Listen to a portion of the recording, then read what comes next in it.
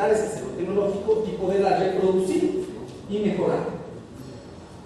Y nanociencias, aquí es clave decir que estamos frente a una nueva revolución tecnológica en el mundo fruto del cambio de las escalas de análisis de los materiales.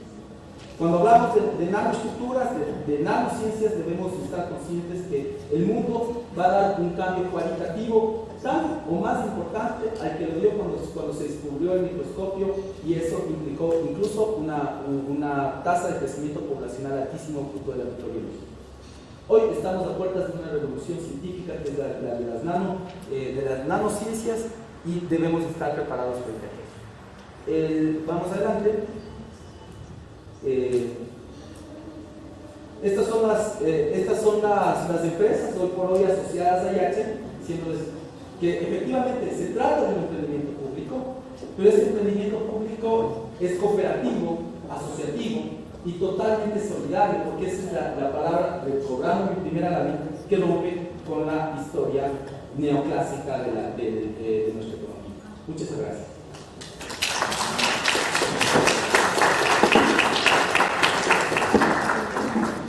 Muchas gracias a Héctor. Vamos a pasar al bloque de preguntas. Teníamos tal vez un par de preguntas colgadas para los anteriores ponentes y luego pasamos a las preguntas para Héctor. Me parece que teníamos por aquí una. Gracias. Bueno, yo tenía una inquietud, ¿no?, en relación a los diferentes temas que se han venido conversando en la primera parte, también en el marco de la discusión tan interesante que hemos escuchado. ¿Cómo va América Latina en lo que respecta a la renovación, reforma de las estructuras curriculares de los programas universitarios, ¿no? Porque eso es clave para que tanto procesos como IACHE como el fortalecimiento de pistas puedan funcionar, porque dicen los recursos humanos. Gracias.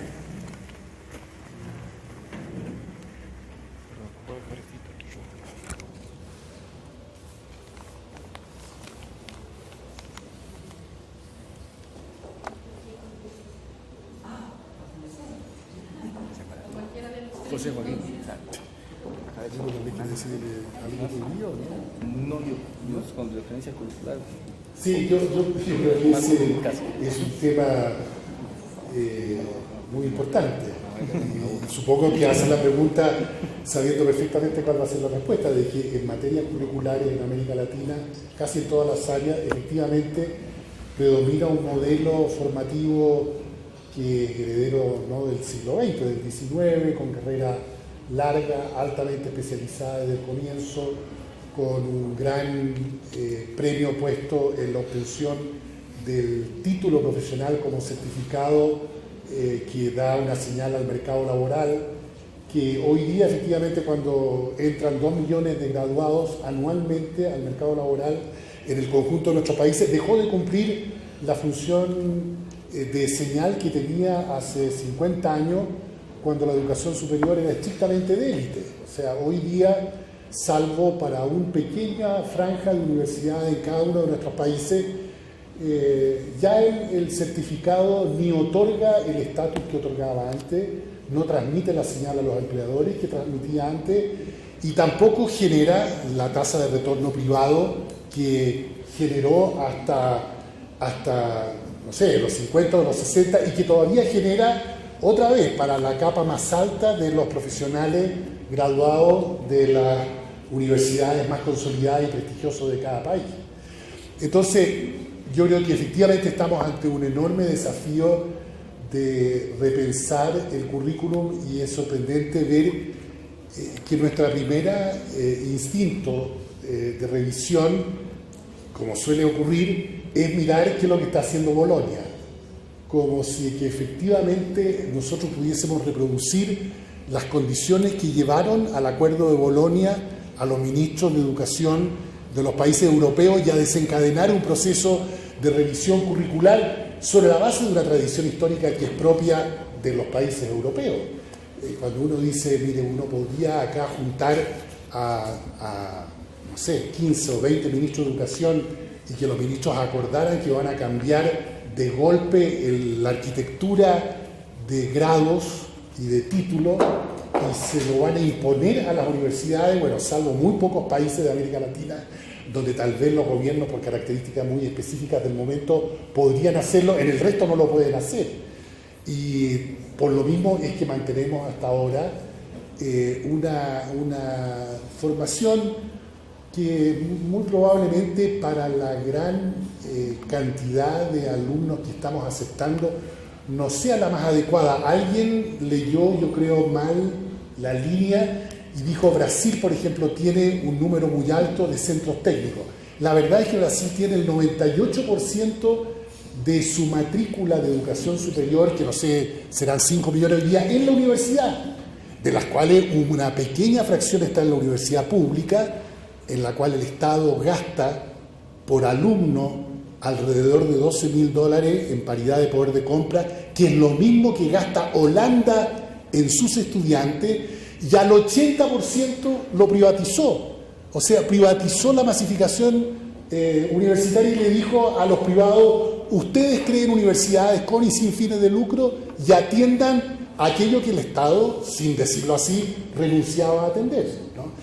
Entonces tenemos modelos muy sorprendentes de organización todavía de la educación superior y particularmente de este elemento que no discutimos mucho, porque en realidad nuestra discusión es mucho más sobre la institucionalidad, la gobernanza de las universidades y el financiamiento. Esos son los 3 grandes temas, y poco de estructura curricular.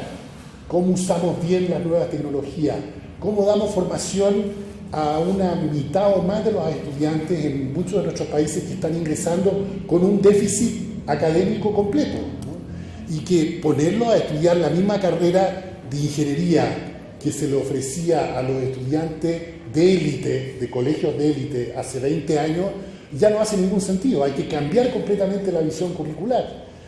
Hay que aceptar de que la universidad en una parte va a formar investigadores y élites, pero en otra parte, alguien lo dijo feamente el otro día, va a ser alfabetización básica de los códigos de la cultura moderna, del conocimiento moderno. Pero eso es lo que en buena medida hacen estas 3.500 universidades latinoamericanas, ¿no? Ya vimos, no están haciendo investigación, no tienen posgrado, hacen, digamos, una especie de proyección de la secundaria para dar aquello que ni el hogar, ni la primaria, ni la secundaria, por estar en el estado en que actualmente están, no hacen bien. Y por eso también tenemos esta discusión tan apasionada en América Latina respecto de cómo y dónde vamos a invertir prioritariamente durante los próximos 20 o 30 años, ¿no? Vamos a invertir fundamentalmente en el piso más alto del edificio, o vamos a invertir prioritariamente, sin dejar de atender el piso más alto, en la educación temprana entre 0 y 3 años, en el preescolar hasta los 6 años y luego en la primaria y en la secundaria, ¿no? Hablábamos hoy día que hay países en América Latina ultra desarrollados en muchos aspectos, donde recién menos de la mitad de los que están en edad de graduarse en la secundaria se gradúan. Entonces, claro, querer hacer equidad en esas sociedades partiendo por la educación superior efectivamente no va a funcionar. Hay que compensar desigualdades lo más temprano y lo más cercano a la cuna posible, porque ahí efectivamente uno logra tener un efecto compensatorio. Bueno, por eso esa curva que pintaba la representación recién de decir, pero claro, hacer eso para el nivel país, todos sabemos con realismo que es una cantidad de dinero inimaginable y que toma 20 o 30 años, porque entre otras cosas el problema no es abrir salas cuna, el problema es tener los profesores o parvularias, como se llaman en otros países, que van a atender esas salas cuna. El 100% de los niños de familias vulnerables, que a veces son el 60% de la familia de un país, debieran tener salas cunas de clase mundial. Estamos dedicados a discutir si debiéramos tener universidades de clase mundial. Y yo encuentro que esa en realidad es una discusión equivocada para América Latina. Deberíamos estar pensando cómo hacemos salas cunas de clase mundial. Ahí sí que debiéramos invertir todo lo que se pueda, ¿no? Bueno, el problema es que en América Latina tenemos desafíos simultáneos del siglo XIX, del siglo XX y del siglo XXI. Y estamos tratando de, cada país con su propia estrategia, de responder a 3 siglos de desafíos que no hemos resuelto bien todavía. ¿Otra pregunta del auditorio?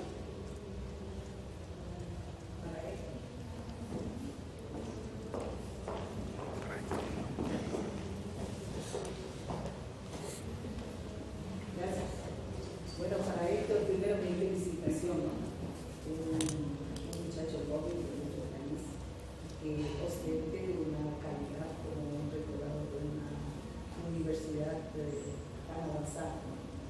Yo le quería preguntar, no sé si es muy sencillo lo que voy a decir, pero a mí me ha llamado mucho la atención con respecto a la baja de categoría con respecto a la Universidad Central. ¿Cuáles fueron los parámetros que tomaron para la baja de categoría? No sé si es con respecto a los profesores o con respecto a la no investigación o a la baja calidad de conocimiento.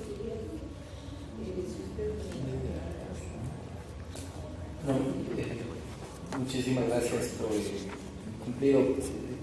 Dos aclaraciones. La primera, yo no ostento el título de rector, creo que me hace falta mucho recorrido académico para poderlo hacer, así que mi labor es como gerente del proyecto, de la empresa pública que hace posible que los académicos. El rector de la universidad es Fernando Alvericio, un académico con más de 700 publicaciones indexadas, un recorrido académico bastante importante, una comisión gestora que proviene de Caltech, de MIT, orgullosamente un ecuatoriano que también hace un quehacer científico muy importante. En segundo lugar, aún sin ser vocero oficial del CEACES, Consejo de Evaluación, Acreditación y Aseguramiento de la Calidad de la Educación Superior en Ecuador, respecto de la categorización específica de la Universidad Central, yo no me quisiera referir, conozco el modelo, tiene 42 variables de evaluación, dentro de ellas varias de las cuales no solo la central, sino me voy a referir a mi alma mater, la Universidad Católica, han cojeado de una manera muy fuerte que es de inversión en talento humano. Entonces, la muy criticada o el muy criticado precepto de la ley orgánica de educación superior que prescribe que los profesores tengan al menos un grado académico superior al cual están enseñando, ha sido muy difícil de cumplir en algunas de las universidades. Se ha satanizado el hecho de que se exija el grado de doctor para categorizarlos como profesores investigadores. Y debo decirlo con gran alegría que las cosas están mejorando, que hay una inversión sostenida, pero que no es suficiente todavía para llegar ni siquiera al